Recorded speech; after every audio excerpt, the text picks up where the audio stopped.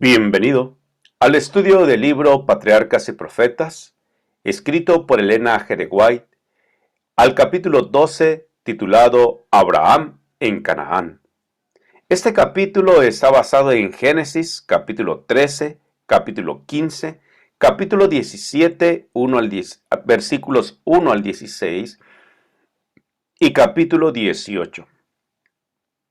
Abraham volvió a Canaán riquísimo en ganado, en plata y oro. Lot aún estaba con él, y de nuevo llegaron a Betel, y establecieron su campamento junto al altar que habían levantado anteriormente. Pronto comprendieron que las riquezas acrecentadas aumentaban las dificultades. En medio de las penurias y las pruebas, habían vivido juntos en perfecta armonía, pero en su prosperidad había peligro de discordias entre ellos. Los pastos no eran suficientes para el ganado de ambos, y las frecuentes disputas entre los pastores fueron traídas ante sus amos para que las resolvieran. Era evidente que debían separarse. Abraham era mayor que Lot y superior a él en parentesco, riqueza y posición. No obstante, él fue el primero en sugerir planes para mantener la paz. A pesar de que Dios mismo le había dado toda esa tierra, muy cortésmente renunció a su derecho. No haya ahora altercado, dijo Abraham, entre nosotros dos ni entre mis pastores y los tuyos, porque somos hermanos. ¿No está toda la tierra delante de ti? Yo te ruego que te apartes de mí. Si vas a la mano izquierda, yo iré a la derecha, y si a la mano derecha, yo iré a la izquierda. Génesis 13, 1 al 9. Este caso puso de manifiesto el noble y desinteresado espíritu de Abraham. ¿Cuántos, en circunstancias semejantes, habrían procurado a toda costa sus preferencias y derechos personales? ¿Cuántas familias se han desintegrado por esa razón? ¿Cuántas iglesias se han dividido, dando lugar a que la causa de la verdad sea objeto de las burlas y el menosprecio de los impíos? No haya ahora altercado entre nosotros dos, dijo Abraham, porque somos hermanos. No solo lo eran por parentesco natural, sino también como adoradores del verdadero Dios. Los hijos de Dios forman una sola familia en todo el mundo, y debe guiarlos el mismo espíritu de amor y concordia. Amaos los unos a los otros con amor fraternal. En cuanto a honra, prefiriéndoos los unos a los otros. Romanos 12:10. Es la enseñanza de nuestro Salvador. El cultivo de una cortesía uniforme y la voluntad de tratar a otros como deseamos ser tratados nosotros, eliminaría la mitad de las dificultades de la vida. El espíritu de ensalzamiento propio es el espíritu de Satanás. Pero el corazón que abriga el amor de Cristo poseerá esa caridad que no busca lo suyo. El tal cumplirá la orden divina. No busquéis vuestro propio provecho, sino el de los demás. Filipenses 2:4.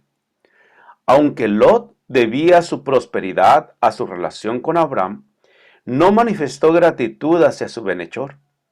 La cortesía hubiera requerido que él dejase de escoger a Abraham, pero en vez de hacer eso, trató egoístamente de apoderarse de las mejores ventajas. Alzó Lot sus ojos y vio toda la llanura del Jordán. Toda ella era de riego, como el huerto de Jehová, como la tierra de Egipto en la dirección de Zoar. Génesis 13, 10 al 13. La región más fértil de toda Palestina era el valle del Jordán, que a todos aquellos que lo veían le recordaba el paraíso perdido, pues se igualaba en hermosura y producción a las llanuras fertilizadas por el Nilo que hacía tan poco tiempo habían dejado. También había ciudades ricas y hermosas que invitaban a hacer provechosas ganancias mediante intercambio comercial en sus concurridos mercados. Ofuscado por sus visiones de ganancias materiales, Lot pasó por alto los males morales y espirituales que encontraría allí. Los habitantes de la llanura eran malos y pecadores para con Jehová en gran manera. Pero Lot ignoraba eso, o si lo sabía, le dio poca importancia. Entonces Lot escogió para sí toda la llanura del Jordán, y fue poniendo sus tiendas hasta Sodoma, versículos 13 y 11. Cuán mal previó los terribles resultados de esa elección egoísta. Después de separarse de Lot, Abraham recibió otra vez la promesa del Señor de que todo el país sería suyo. Poco tiempo después se mudó a Hebrón. Levantó su tienda bajo el encinar de Mamre y al lado erigió un altar para el Señor. En esas frescas mesetas, con sus olivares y viñedos, sus ondulantes campos de trigo y las amplias tierras de pastoreo circundadas de colinas, habitó Abraham, satisfecho de su vida sencilla y patriarcal, dejando a Lot el peligroso lujo del valle de Sodoma. Abraham fue honrado por los pueblos circunvecinos como un príncipe poderoso y un caudillo sabio y capaz. No dejó de ejercer su influencia entre sus vecinos. Su vida y su carácter, en contraste con la vida y el carácter de los idólatras, ejercían una influencia notable en favor de la verdadera fe. Su fidelidad hacia Dios fue inquebrantable, en tanto que su afabilidad y benevolencia inspiraban confianza y amistad, y su grandeza sin afectación imponían respeto y honra. No retuvo su religión como un tesoro precioso que debía guardarse celosamente y pertenecer exclusivamente a su poseedor. La verdadera religión no puede considerarse así, pues un espíritu tal sería contrario a los principios del Evangelio. Mientras Cristo mora en el corazón, será imposible esconder la luz de su presencia u oscurecerla. Por el contrario, brillará cada vez más a medida que día tras día las tinieblas del egoísmo y del pecado que envuelven el alma sean disipadas por los brillantes rayos del sol de justicia. Los hijos de Dios son sus representantes en la tierra, y Él quiere que sean luces en medio de las tinieblas morales de este mundo. Esparcidos por todos los ámbitos de la tierra, en pueblos, ciudades y aldeas, son testigos de Dios. Los medios por los cuales Él ha de comunicar a un mundo incrédulo el conocimiento de su voluntad y las maravillas de su gracia. Él se propone que todos los que reciben la salvación sean sus misioneros. La piedad de los cristianos constituye la norma mediante la cual los infieles juzgan el Evangelio. Las pruebas soportadas pacientemente, las bendiciones recibidas con gratitud, la mansedumbre, la bondad, la misericordia y el amor manifestados habitualmente son las luces que brillan en el carácter ante el mundo y ponen de manifiesto el contraste que existe con las tinieblas que proceden del egoísmo del corazón natural. Abraham, además de ser rico en fe, noble y generoso, inquebrantable en la obediencia y humilde en la sencillez de su vida de peregrino, era sabio en la diplomacia y valiente y diestro en la guerra. A pesar de ser conocido como maestro de una nueva religión, tres príncipes, hermanos entre sí y soberanos de las llanuras de los amorreos donde él vivía, le demostraron su amistad, invitándole a aliarse con ellos para alcanzar mayor seguridad, pues el país estaba lleno de violencia y opresión. Muy pronto se le presentó una oportunidad para valerse de esa alianza. Kedorlaomer, rey de Elam, había invadido la tierra de Canaán hacía 14 años y la había hecho su tributaria. Varios de los príncipes se habían rebelado ahora, y el rey elamita, con 4 aliados, marchó de nuevo contra el país con el fin de someterlo. 5 reyes de Canaán unieron sus fuerzas y salieron al encuentro de los invasores en el valle de Sidim, nada más que para ser derrotados. Una gran parte del ejército fue destruida totalmente, y los que pudieron escapar huyeron a las montañas en busca de seguridad. Los invasores victoriosos saquearon las ciudades de la llanura y se marcharon llevándose un rico botín y muchos prisioneros, entre los cuales iban Lot y su familia. Abraham, que habitaba tranquilamente en el encinar de Mamre, se enteró por un fugitivo de lo ocurrido en aquella batalla y de la desgracia de su sobrino. No había albergado en su corazón resentimiento por ingratitud de Lot.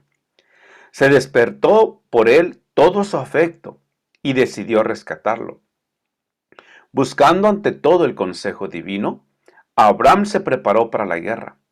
En su propio campamento reunió a 318 de sus siervos adiestrados, hombres educados en el temor de Dios, en el servicio de su Señor y en el uso de las armas.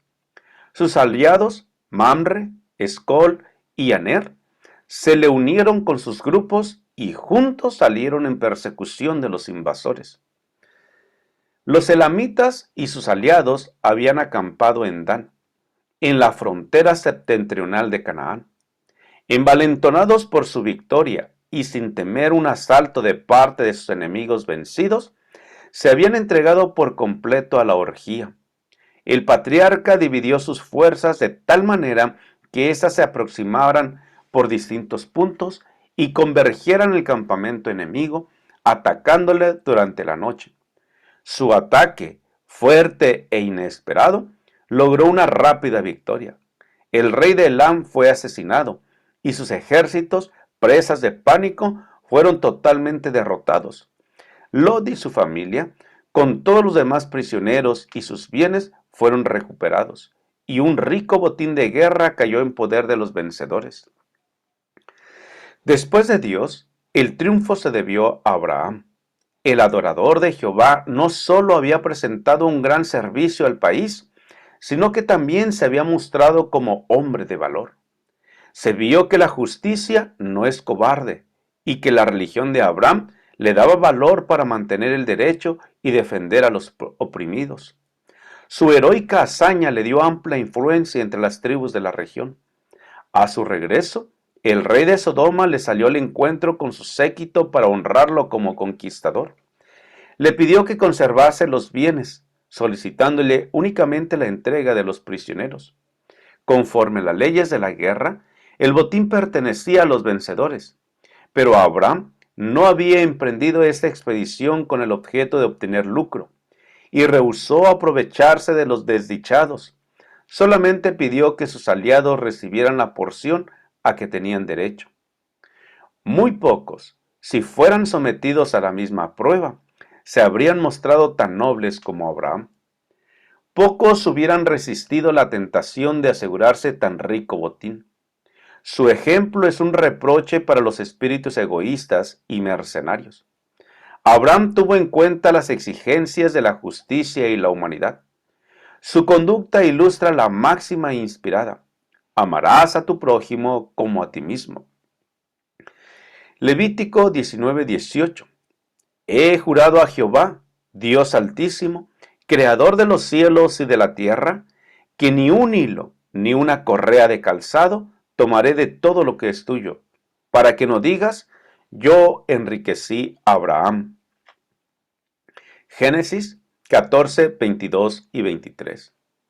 No quería darles motivos para que creyeran que habían emprendido la guerra con miras de lucro, ni que atribuyeran su prosperidad a sus regalos o a su favor. Dios había prometido bendecir a Abraham, y a él debía adjudicársele la gloria. Otro que salió a dar la bienvenida al victorioso patriarca fue Melquisedec, rey de Salem, quien trajo pan y vino para alimentar al ejército. Como sacerdote del Dios Alto, bendijo a Abraham y dio gracias al Señor, quien había obrado tan grande liberación por medio de su siervo, y le dio a Abraham los diezmos de todo. Versículo 20. Abraham regresó Abraham regresó muy regocijado a su campamento y a sus ganados, pero su espíritu estaba perturbado por pensamientos que no lo abandonaban. Había sido hombre de paz, y hasta donde le fue posible, evitó toda enemistad y contienda, y con horror recordaba la escena de matanza que había presenciado. Las naciones cuyas fuerzas había derrotado intentarían sin duda invadir de nuevo a Canaán, y lo harían lo harían objeto especial de su venganza. Enredado en esta forma en las discordias nacionales, vería interrumpirse la apacible quietud de la vida. Por otro lado, no había tomado posesión de Canaán, ni podía esperar ya un heredero en quien la promesa se hubiera de cumplir. En una visión nocturna, Abraham oyó otra vez la voz divina. No temas, Abraham, yo soy tu escudo y tu recompensa será muy grande. Génesis 15:1. Pero Abraham estaba tan deprimido por los presentimientos que esta vez no pudo aceptar la promesa con absoluta confianza como lo había hecho antes. Rogó que se le diera una evidencia tangible de que la promesa sería cumplida. ¿Cómo iba a cumplirse la promesa del pacto mientras se le negaba la dádiva de un hijo? ¿Qué me darás si no me has dado hijos y el mayordomo de mi casa es Eliezer el Damaseno? Dijo también a Abraham, como no me has dado prole, mi heredero será un esclavo nacido en mi casa. Versículos 2 y 3. Se proponía adoptar a su fiel siervo Eliezer como hijo y heredero, pero se le aseguró que un hijo propio había de ser su heredero. Entonces Dios lo llevó fuera de su tienda y le dijo que mirara las innumerables estrellas que brillaban en el firmamento, y mientras lo hacía, le fueron dirigidas las siguientes palabras: así será tu descendencia. Creyó Abraham a Dios y le fue contado por justicia. Versículos 5 y Romanos 4:3. Aún así, el patriarca suplicó que se le diera una señal visible para confirmar su fe, y como evidencia para las futuras generaciones de que los bondadosos propósitos de Dios tenían con ellas su cumplimiento. El Señor se dignó concertar un pacto con su siervo, empleando las formas acostumbradas entre los hombres para la ratificación de contratos solemnes.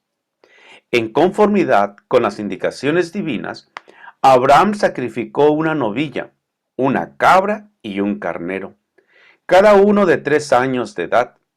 Dividió cada cuerpo en 2 partes y colocó las piezas a poca distancia la una de la otra. Añadió una tórtola y un palomino que no fueron partidos. Hecho esto, Abraham pasó reverentemente entre las porciones del sacrificio e hizo un solemne voto a Dios de obediencia perpetua. Atenta y constantemente permaneció al lado de los animales partidos hasta la puesta del sol, para que no fueran profanados o devorados por las aves de rapiña. Al atardecer, se durmió profundamente y el temor de una gran oscuridad cayó sobre él. Génesis 15:12. Y oyó la voz de Dios diciéndole que no esperara la inmediata posesión de la tierra prometida, y anunciándole los sufrimientos que su posteridad tendría que soportar antes de tomar posesión de Canaán. Le fue revelado el plan de redención, en la muerte de Cristo, el gran sacrificio y su venida en gloria. También vio a Abraham la tierra restaurada a su belleza edénica, que se le daría a él para siempre como pleno y final cumplimiento de las promesas. Como garantía de este pacto de Dios con el hombre, apareció un horno humeante y una antorcha de fuego que pasaba por entre los animales divididos, y aquellos símbolos de la presencia divina consumieron completamente las víctimas. Y otra vez oyó Abraham una voz que confirmaba la dádiva de la tierra de Canaán a sus descendientes. Desde el río de Egipto hasta el río grande, el Éufrates. Versículo 18. Cuando hacía casi 25 años que Abraham estaba en Canaán, el Señor se le apareció y le dijo: Yo soy el Dios Todopoderoso. Anda delante de mí y sé perfecto. Génesis 17, 1 al 16. Con reverencia, el patriarca se postró y el mensaje continuó así: Este es mi pacto contigo. Serás padre de muchedumbre de gentes. Como garantía del cumplimiento de este pacto, Su nombre, que hasta entonces era Abram, fue cambiado en Abraham, que significa padre de muchedumbre de gentes. El nombre de Sarai se cambió por el de Sara, princesa, pues dijo la divina voz: vendrá a ser madre de naciones, reyes de pueblos serán de ella. Fue entonces cuando se le dio el rito de la circuncisión a Abraham, como sello de la justicia y de la fe que tuvo cuando aún no había sido circuncidado. Romanos 4:11. Este rito había de ser observado por el patriarca y sus descendientes como señal de que estaban dedicados al servicio de Dios y por consiguiente separados de los idólatras y aceptados por Dios como su tesoro especial. Por este rito se comprometían a cumplir por su parte las condiciones del pacto hecho con Abraham. No debían contraer matrimonio con los paganos, pues haciéndolo perderían su reverencia hacia Dios y hacia su santa ley, y serían tentados a participar de las prácticas pecaminosas de otras naciones y serían inducidos a la idolatría. Dios confirió un gran honor a Abraham. Los ángeles del cielo anduvieron y hablaron con él como con un amigo. Cuando los juicios de Dios estaban por caer sobre Sodoma, este hecho no le fue ocultado, y él se convirtió en intercesor de los pecadores para con su Dios. Su entrevista con los ángeles presenta también un hermoso ejemplo de hospitalidad. ¿Te gustaría saber qué pasó con esta entrevista con los ángeles? Te invito para que continúes con la siguiente parte de este capítulo. Jehová te bendiga y te guarde. Jehová haga resplandecer su rostro sobre ti y tenga de ti misericordia.